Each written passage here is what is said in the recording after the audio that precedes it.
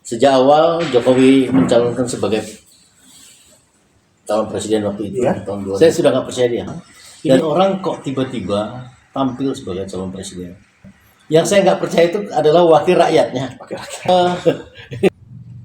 Ada nggak yang mau bilang Gibran itu orang yang punya intelektualitas bagus?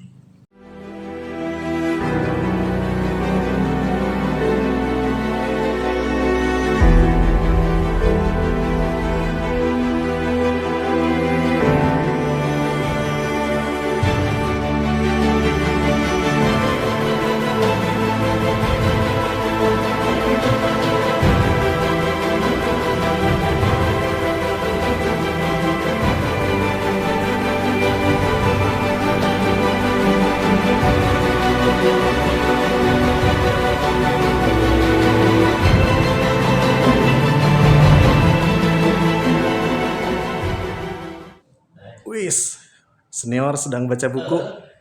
Halo, Pak Paskah. Halo, Restu. Sip. Apa kabar? Baik, mantap, Sehat mantap. ya? Kita ngobrol ya, Pak. Yuk, makasih. Sip. Oke, Assalamualaikum warahmatullahi wabarakatuh. Kembali lagi dengan saya Restu Ginanjar di acara ngobrol santai membahas situasi dan kondisi negara tercinta Republik Indonesia. Ya. Nah, pada kesempatan ini saya berkesempatan bisa berkunjung ke rumah seorang aktivis tahun 80-an, 90-an, bahkan sampai sekarang pun masih menjadi aktivis yang masih memperhatikan situasi dan perkembangan negara Indonesia ya, Pak. Ya. Pak Paskah Irianto, apa kabar Pak? Baik. Ini maaf Senang. sebelumnya, Sudah lama kita ketemu ya. hampir setahun Restu tidak bertemu dengan Pak Paskah nih. Ya. Biasanya kita ketemu itu di aksi ya Pak, atau di tempat Benar. dialog. Ya. Nah, pada kesempatan ini, kenapa saya ingin ngobrol dan bicara dengan Pak Paskah? Ini kayak situasi Bandung Pak, cuacanya. Kemarin dingin, Tetap panas, ya. hujan. Begitulah politik ya. Begitupun politik. Ya. Nah, jadi pada kesempatan ini saya ingin tahu nih pandangan seorang Pak Paskah Irianto melihat yang minimal 3 bulan ini atau 10 tahun kepemimpinan Presiden Jokowi Pak. Ya. Nah, jadi kita langsung saja nih. Saya ingin tahu nih mendengar pendapat atau pandangan Pak Paskah sendiri Pak. Melihat yang terjadi di Indonesia saat ini khususnya pemerintahan Presiden Joko Widodo. Bagaimana Pak Paskah? Ya. Ini kita fokus saja ya sama Ya. Jokowi ya. Hmm. Pemerintahan Jokowi. Sejak awal Jokowi mencalonkan sebagai calon presiden waktu itu, Ya. tahun 2014 14 ya. Saya sudah nggak percaya dia. Dan saya tidak menjadi bagian dari rezim dia seperti banyak kawan-kawanku yang lain. Aktivis yang lain. Kemudian mulai sadar di ujung-ujung, kemudian menyatakan diri penyesalannya kan gitu, semacam tobat nasuha lah. Saya alhamdulillah sampai hari ini tidak ikut di dalam rezim itu, ya. Jadi mungkin saya bisa lebih objektif kali Iya. untuk membaca ini. Nah, alasannya kenapa? Yang pertama, ini orang kok tiba-tiba tampil sebagai calon presiden. Dulu itu dari wali Ya. kota, gubernur ya. Betul. Dan itu loncat-loncat. Wali kota belum selesai, dia sudah jadi gubernur. Gubernur loncat, kemudian jadi calon presiden. Pasti ini sebuah skenario besar yang ada di situ. Karena kapasitas intelektualitasnya dari sejak awal saya tidak pernah baca. Tidak terbaca oleh saya kalau tidak. Kemudian tidak ada konsep-konsep yang baik. Nah, waktu dia melakukan semacam Belusukan. debat publik itu yang saya catat dan ingat sampai hari ini. Yaitu kalau ingin melakukan kontrol terhadap semua sistem, dia bilang gunakanlah strategi anggaran. Saya sudah pikir ini orang ini Ya. memanfaatkan anggaran untuk sandera. Semua orang akan dijebak untuk melakukan kesalahan. Gitu. Yang selanjutnya secara mentally orang-orang yang akan dikontrol pasti tunduk sama dia. Termasuk ketua-ketua partai. Yaitu yang semua akhirnya kita kenal sebagai politik sandera. Gitu. Dan para konsultan-konsultan di belakangnya ini, saya kira juga yang memberi kemasukan ke si Presiden Jokowi ini untuk juga mempengaruhi dewan. Nah, sulit mempengaruhi dewan yang cukup basah, tapi menjadi lebih mudah kalau menaklukkan partai. Ya, ada berapa sih peserta pemilu? Ya. Hanya 10 partai, hanya 10 orang yang ditunjukkan. Kalau dia menundukkan anggota DPR kan waktu itu sudah 620. Jadi jauh lebih sulit dan mungkin jauh lebih mahal. Nah,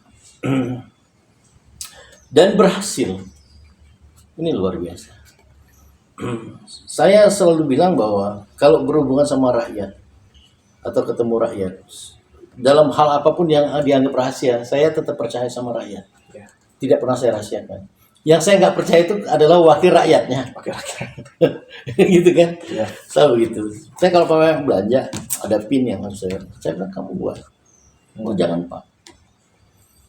Saya percaya kamu. Yang saya tidak percaya itu wakil kamu. Ya, dan itu terbukti ya. Tadi itu bercanda. Terbukti bahwa hampir semua yang diinginkan oleh Jokowi tidak ada yang terhambat. Padahal memainkan peran negara itu dengan aturan, ya tidak semena-mena.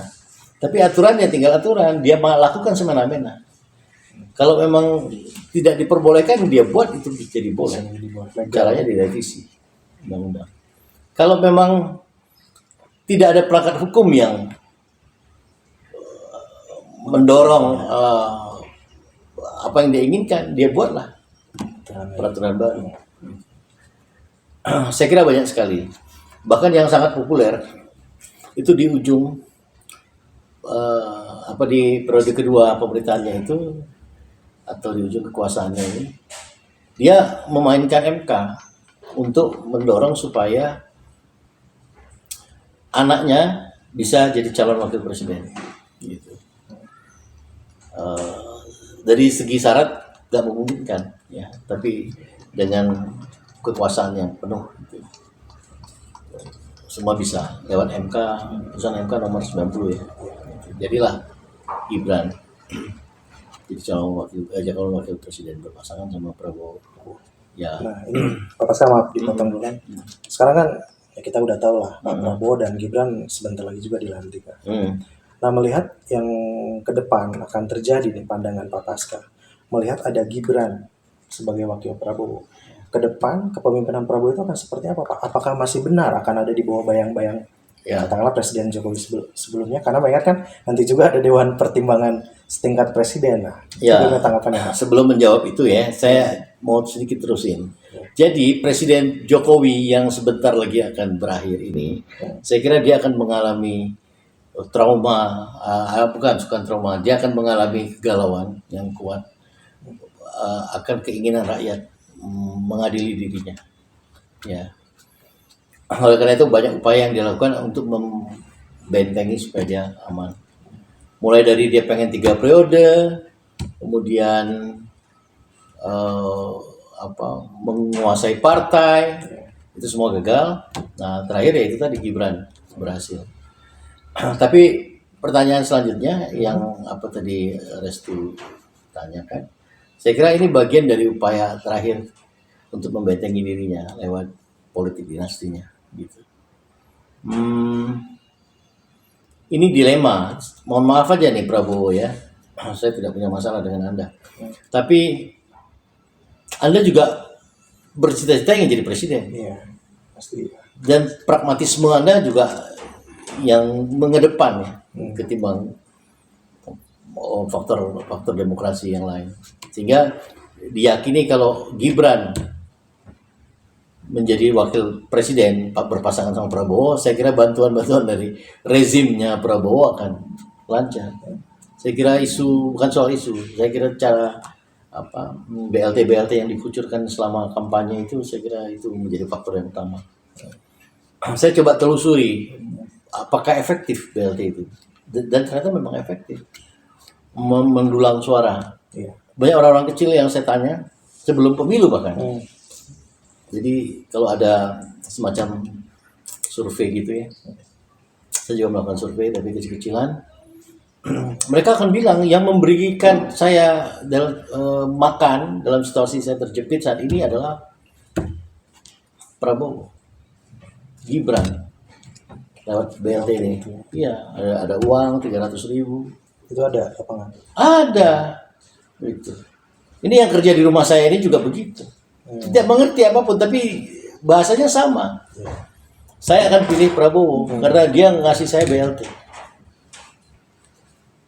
Yang lain tidak. Dia memang tidak mengerti soal ketatanegaraan. Dia tidak mengerti tentang demokrasi. Kan mayoritas rakyat kita kan lagi susah. Iya. BLT jadi efektif. Tapi apakah ini pandangan saya ya, kan sebenarnya Pak Prabowo itu kan dari 2009 udah mulai maju tuh jadi wakil. Iya, tapi apakah Prabowo bisa terpilih di 2024 kemarin? Ya, ini kan pikiran yang sama waktu di 2019.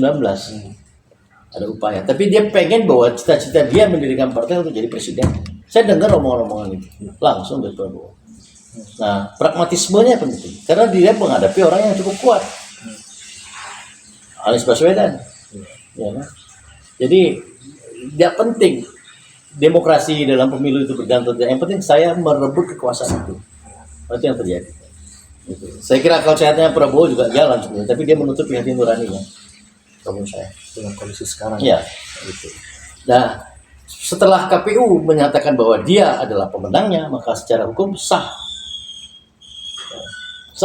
KPU. Kita nggak usah ngomong KPU lah, banyak sekali masalah di KPU itu juga. Itu kalau mau dibongkar-bongkar nih ya.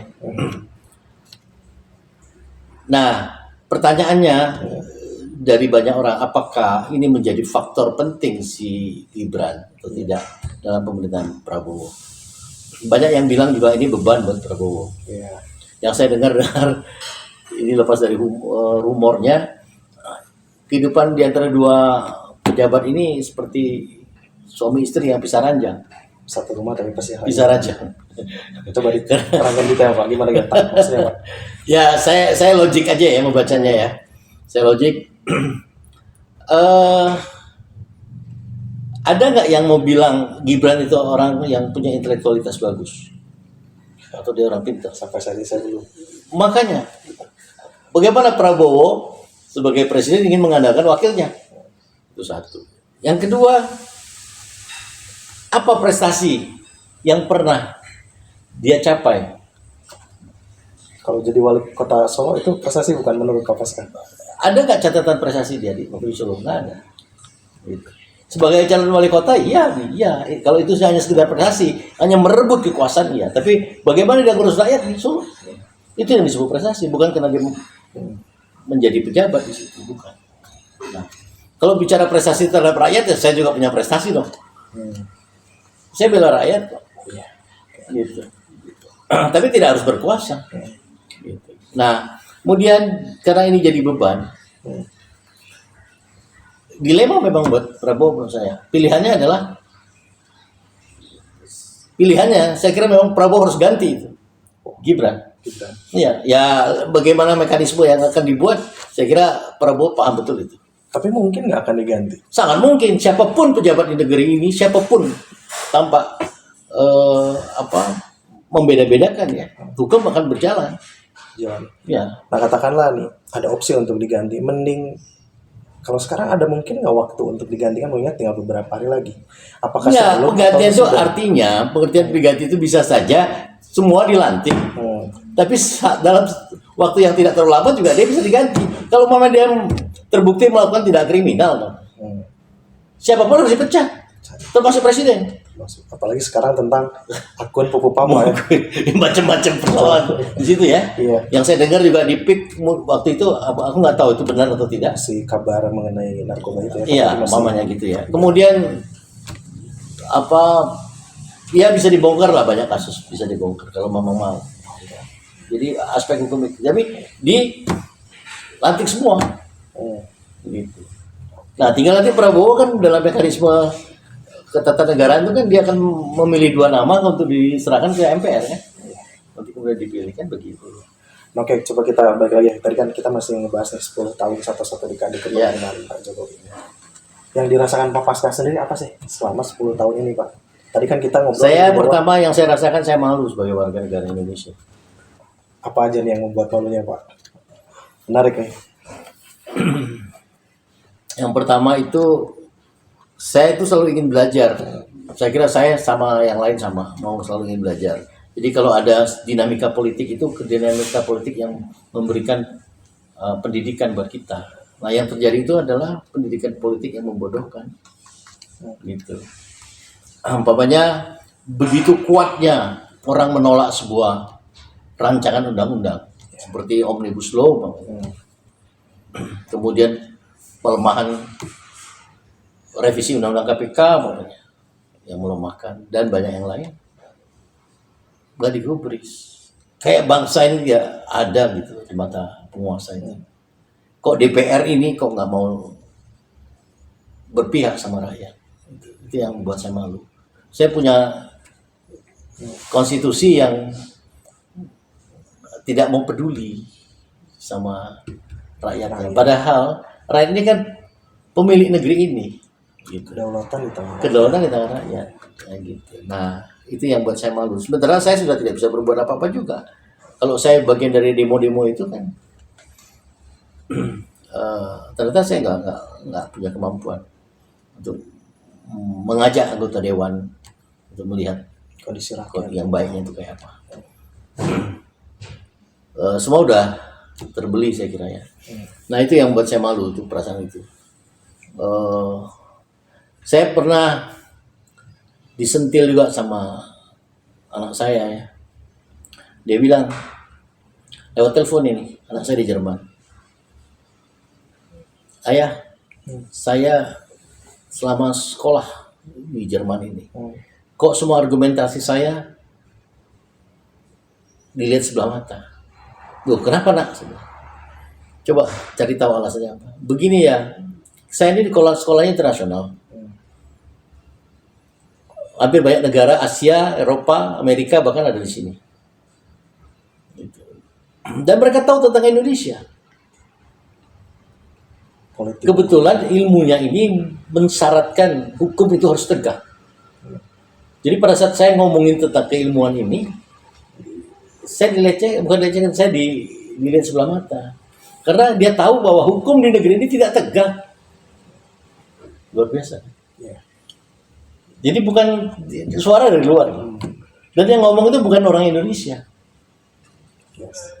Saya bilang sekarang tunjukkan aja prestasi bahwa kamu orang Indonesia yang pintar. Ya, dan dia memang punya prestasi akademik yang baik. Itu yang bisa menyelamatkan dirinya dari cemoohan. Semua.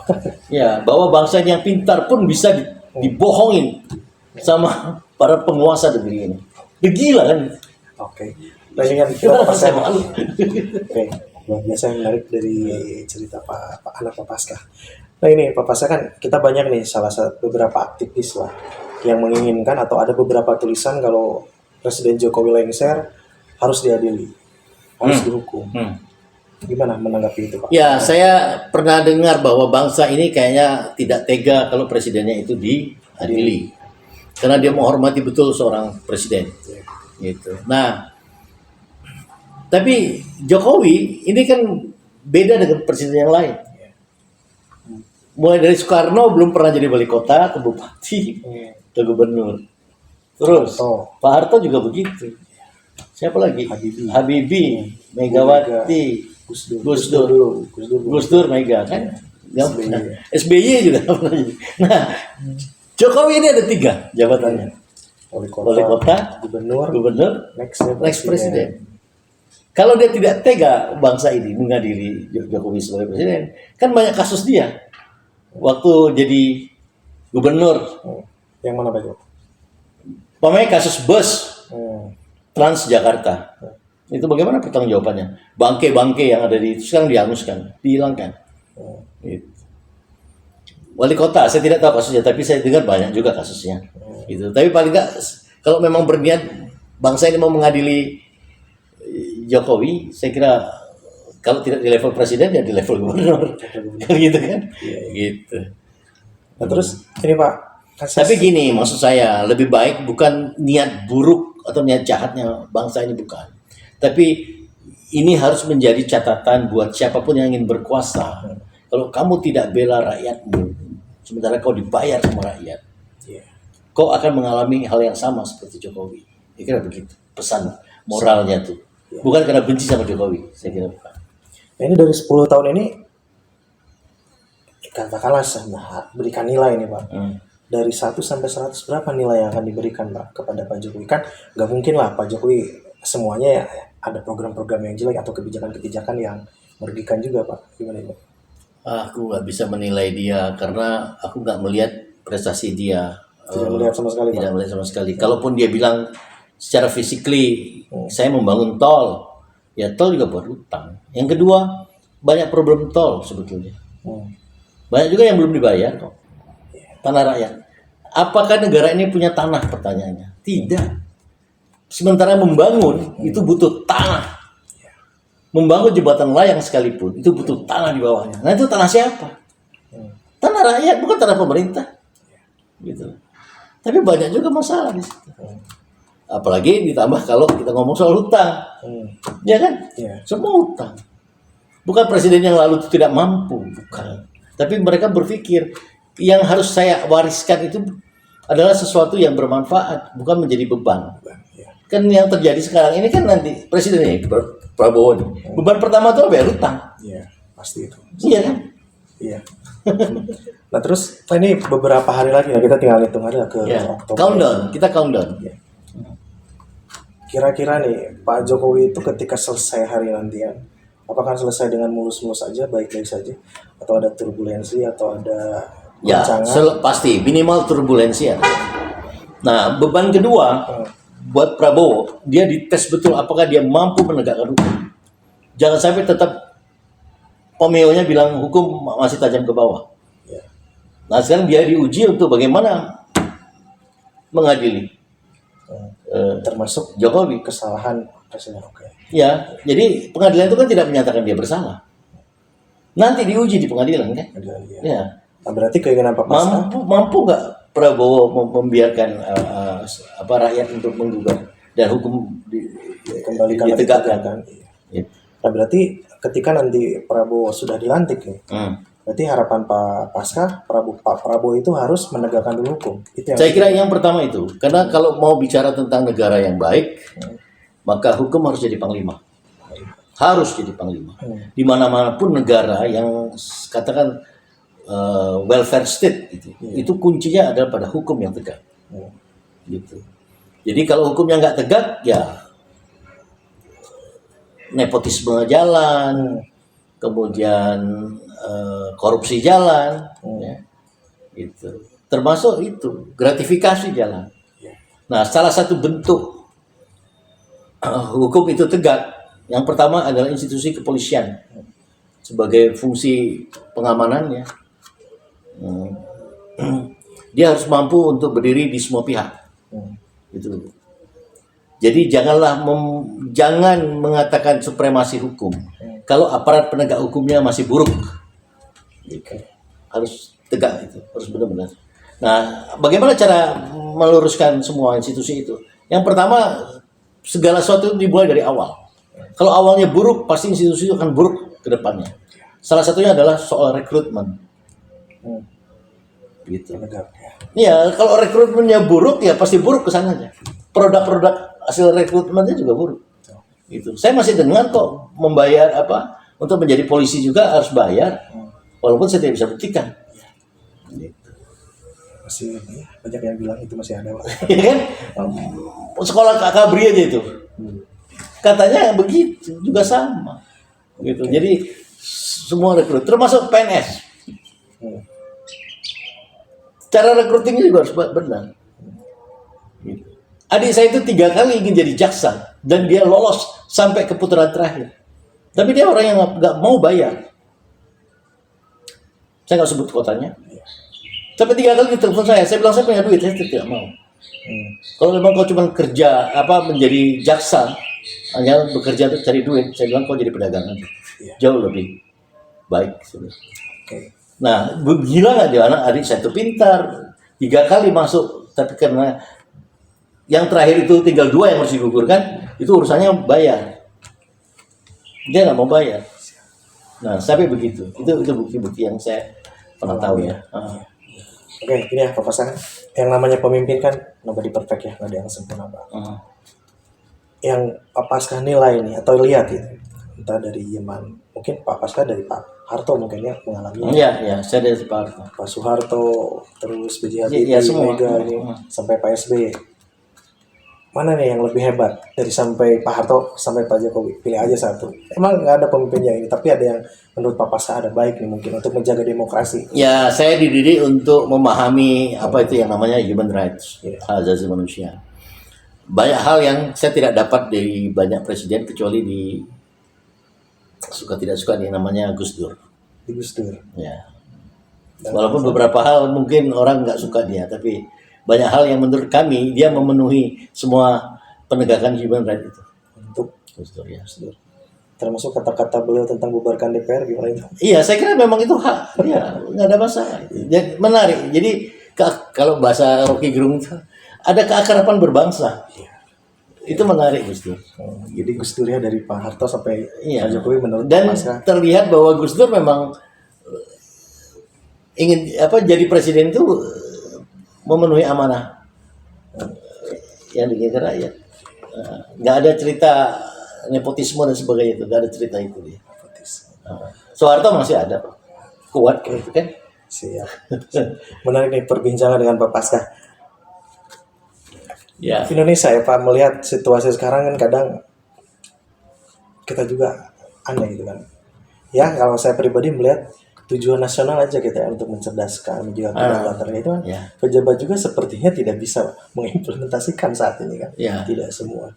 Nah ini gini aja Pak. Ya. Ini mungkin pertanyaan terakhir ya Pak. Ya, sambil minum nih. Ya kopi. Maaf. Kira-kira nih Pak, kan ada beberapa program nih yang Pak Jokowi, ya termasuk kita IKN ya Pak. Kira-kira di zaman Pak Prabowo itu lanjut atau gimana Pak? Menurut pandangan Pak Paskah nih Mas? Ya, saya kira IKN itu absurd. Absurd. Jadi kalau Prabowo mau terusin ya absurd itu. Udahlah jadikan museum aja. Jadikan tempat rekreasi sudah. Bisnis Pak. Iya. Masa lalu yang kelam itu IKN. Kerusakan lingkungan begitu besar. Saya sedikit banyaknya memahami bagaimana cara membangun. Ya, dari pembangunan yang paling kecil sampai yang paling besar. Yang pertama ada studi. Ya. Pertama studi kelayakan. Yes. Feasibility study, kemudian studi lingkungan, kemudian kalau itu menggunakan lahan, itu ada yang namanya dokumen LARAP, studi tentang LARAP, Land Acquisition and Resettlement Plan. Jadi kalau orang tergusur, kemana orang itu? Dibayar berapa? Harus ada semacam lembaga independen yang menilai harga. Ini nggak ada sama sekali. Padahal itu proyek besar. Gitu. Kemudian pengawasnya siapa? Tidak ada sama sekali. Jadi dalam persiapan, jadi dalam pembangunan itu ada namanya persiapan, ada namanya pelaksanaan. Nah di persiapan aja sudah tidak diabaikan semua. Berarti mending dihentikan. Saya simpulkan Pak Paskah, pendapatnya mending dihentikan aja. Dihentikan kalau saya. Kan bayangkan kan ada program makan siang gratis juga itu kan. Oh iya, Dan banyak juga program yang dicetuskan oleh Prabowo soal makan siang gratis. Ya. Kalau kita ngitung-ngitung kasar kan. Yang itu saya anggaran dengar juga. nih, data yang saya dapat, yang pertama satu mulut yang akan dikasih makan itu 15.000 rupiah. 15.000 ya. Data yang terhimpun dari seluruh Indonesia, mulai dari TK, SD, SMP, SMA, pesantren, itu ada 50 juta mulut. Ya. Kali 15.000, kita bisa berhitung. Ya. Kali 1 bulan. Dan info yang saya dapat juga bahwa pelaksananya itu nanti adalah TNI. TNI. Ya. Saya dengar ada 300.000 dapur umum yang akan dibangun di semua instansi militer ini. Mulai dari Koramil yang paling bawah, terus sampai ke atas. 300.000 dapur. Gitu. Nah, setelah kita hitung-hitung tadi, untuk makan aja itu 180 triliun.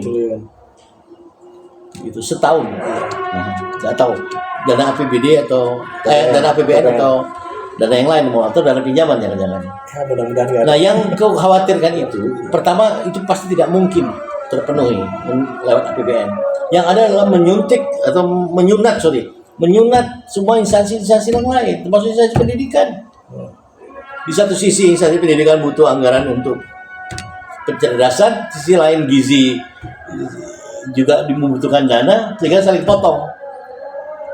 Nah, ini jadi telur sama ayam nih, gitu. Tapi mudah-mudahan tidak memotong anggaran yang lain atau cuman itu menurut Pak Paskah. Ya, menurut keyakinan saya tidak mungkin itu bisa terpenuhi 180 triliun kecuali dia potong sana sini gitu untuk memenuhi itu. Niatnya baik tapi caranya tidak baik menurut saya. Yang terbaik itu adalah sesuai dengan konstitusi, ya, amanah konstitusi kita adalah mencerdaskan dan mensejahterakan gitu. Nah, untuk mensejahterakan itu kan yang paling sederhana adalah memberi lapangan pekerjaan. Setelah sekolah ya kerja. Ini nganggur banyak. S2 juga banyak yang ngojek kok. Gila kan? Tiba-tiba TKA berdatangan. Ini nggak logik sama sekali. Oke. Baik, kalau itu Pak Paskah mengenai makan siang gratis nanti kita bahas. Baik. Sesudah Ya. Pak Prabowo dilantik. Iya. Sudah ada kok perpresnya. Perpresnya. Itu Jokowi yang keluarin. Jadi Sudah ada ketuanya, sudah ada wakil ketua. yang bertanggung jawab untuk Iya, iya. Namanya Badan Gizi Nasional. Gizi Nasional. Iya, namanya Badan Gizi Nasional. Oke, itu menarik, nanti kita bahas ya. Ya. Nah ini Pak Paskah terakhir kita mungkin ini ingin minta pesan aja kan untuk aktivis-aktivis nih yang sekarang masih bersuara nih. Apa sih Pak kasih pesan dan saran? Mau ingatkan? Jangan berhenti, tetap bersuara. Sekecil apapun pengaruhnya, saya kira rakyat masih menunggu kita. Kalau kita diam, selesai sudah. Oke. Baik, kalau gitu Pak Paskah luar biasa Pak, 30 menit. Sama-sama. Atau mungkin ada yang ingin disampaikan lagi Pak? Cukup untuk saya para kira penonton? untuk sebentar.